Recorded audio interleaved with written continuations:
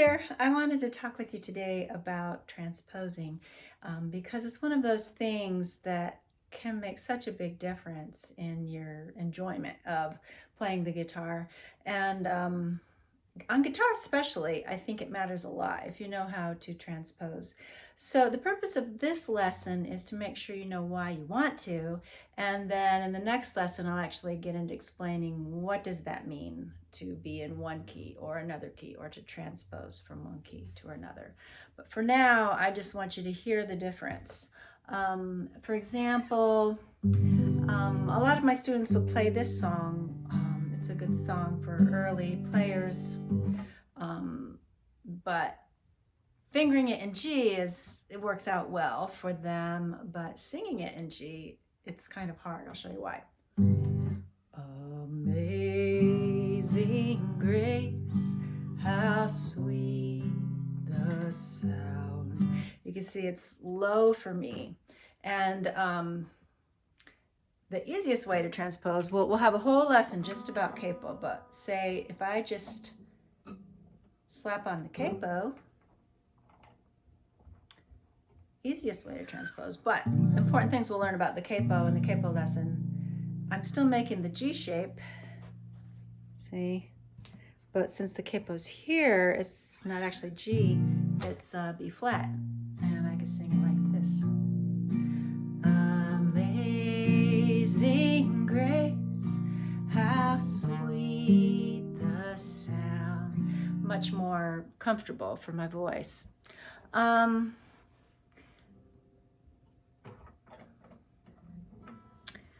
Another reason, so one reason is to move the song into a key where your voice doesn't have to sing so low or so high. You can get into a key that works really well for your voice, or if you're playing for somebody else, for their voice, or for a group, certain keys will work better. The other reason you might want to transpose is, especially early on, is if you run into a chord that you don't want to play, like you want to avoid playing the F chord or B minor. Often you can just take the song into a different key and then you don't have to play F.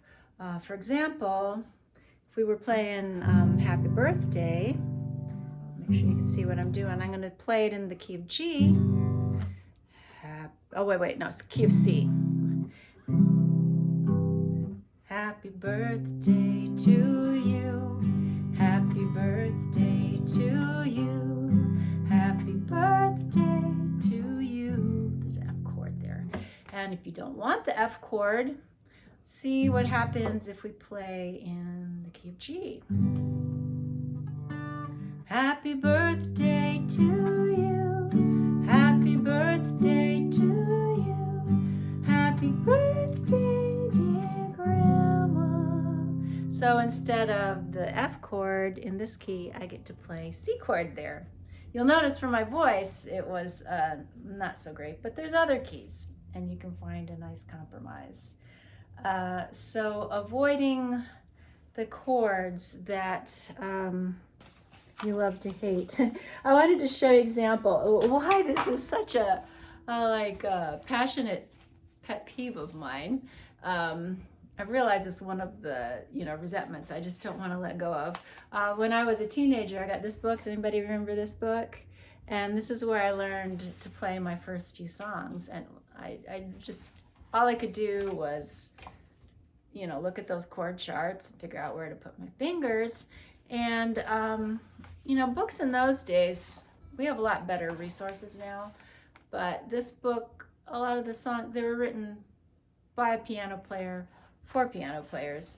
And they just get you in a key where you have to, like E flat, guitarists don't play in E flat. I mean, they can, but a lot of times you'll just use a capo to get you in E flat, not actually, well, I'll see if you can see, I don't know if you can see that one.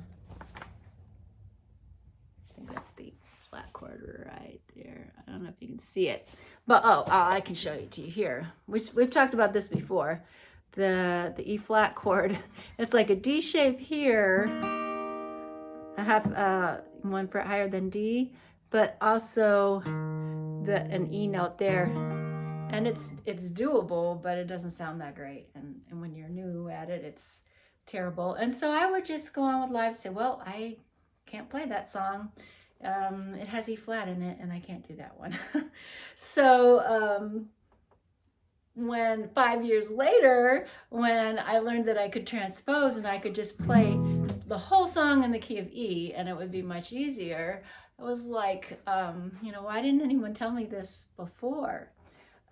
So speaking of F and E flat, I'm planning to post a couple links in the description that there are some lessons about playing F chord when you're new at it, and there are some lessons about an E flat chord. I'll just show it to you, but I'm not teaching it right now.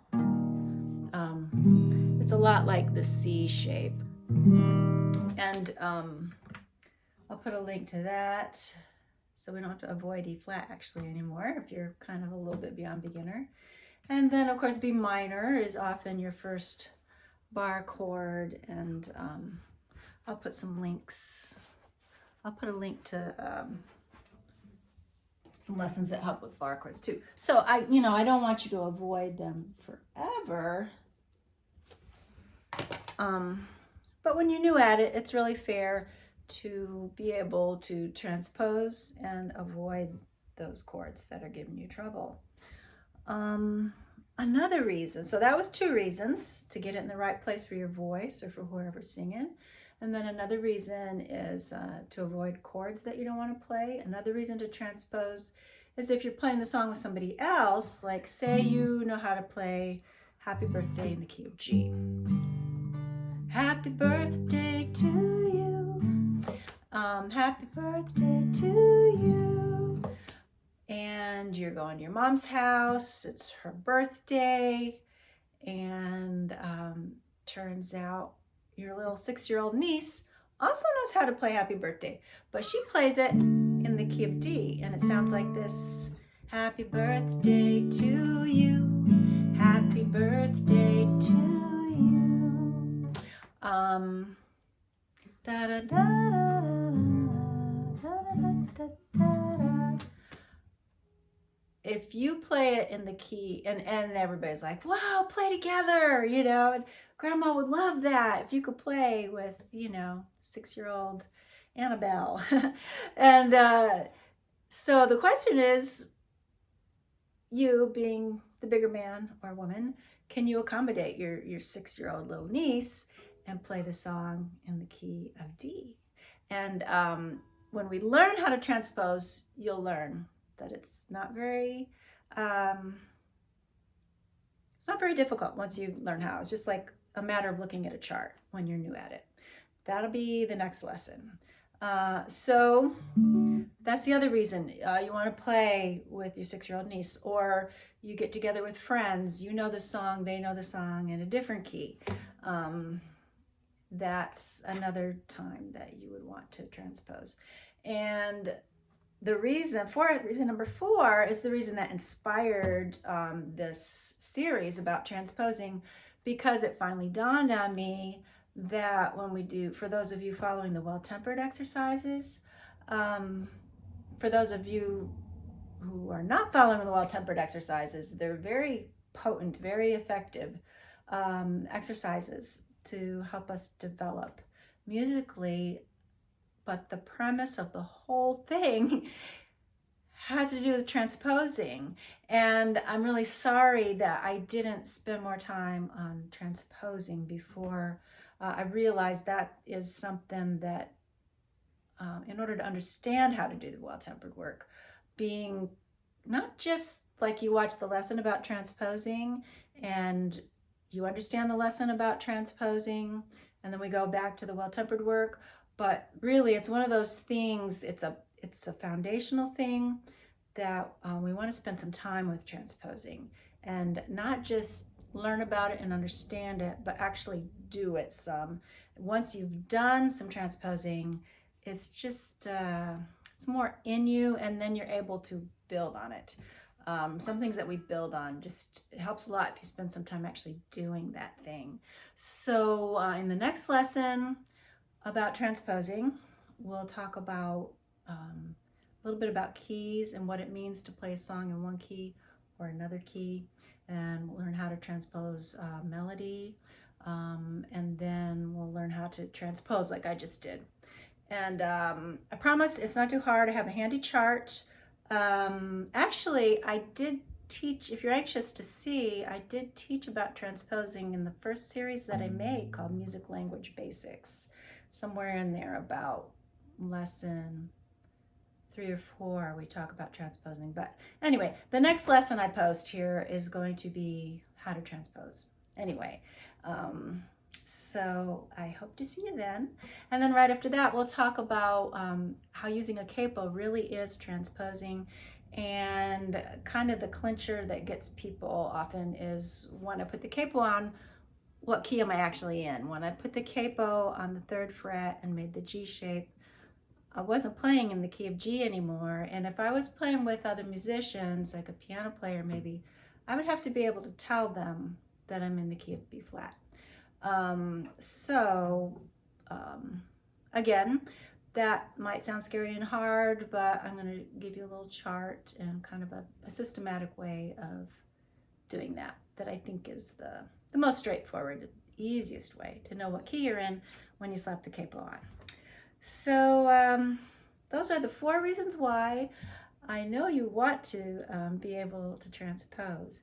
And I will see you again next time. Thanks for liking and subscribing. And if you're following the well-tempered work, I will talk more about that next time.